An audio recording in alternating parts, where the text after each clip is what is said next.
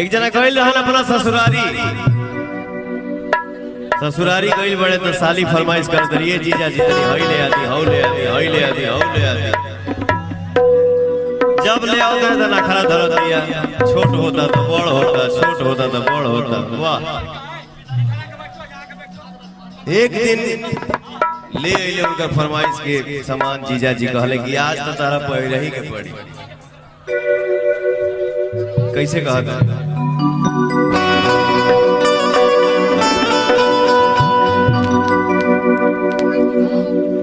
हंसेलू तो बुझाला कि खरबूजा हो,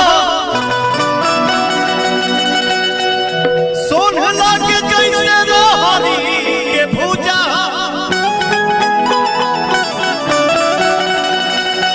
तू हमरा के कोई भी धाका मरल तो हम तो के कुछो ना बोलनी। जब हम तहरा के तनी मुनी छू देने तो कहलू कि बड़ा काबे होला। कहले है जीजा जी पूछी तो कहे कि साइज बाओगे। यह कहनी है आई ना आई देख ली टोगे। फिर कहले हैं कोनो सुनब न आज तोहर यारा, कोनो सुनब न आज तोहर यारा। ई कहली हा अरे ऐसे जनी करी होला तोहरा दो दिदिया के।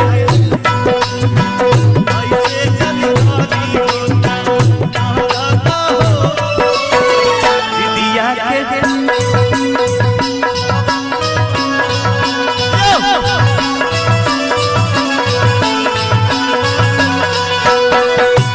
कहलू कि साइज पाओगे आई ना आई है देख ली टोगे। पूछ तो कहलू कि साइज पाओगे आई ना आई तो देख ली टोगे।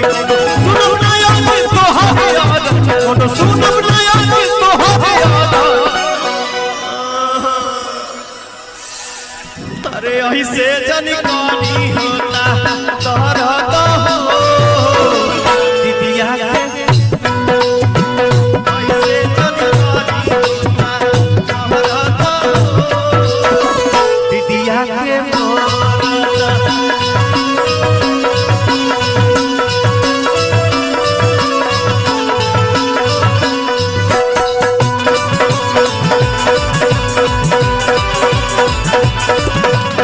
हमारे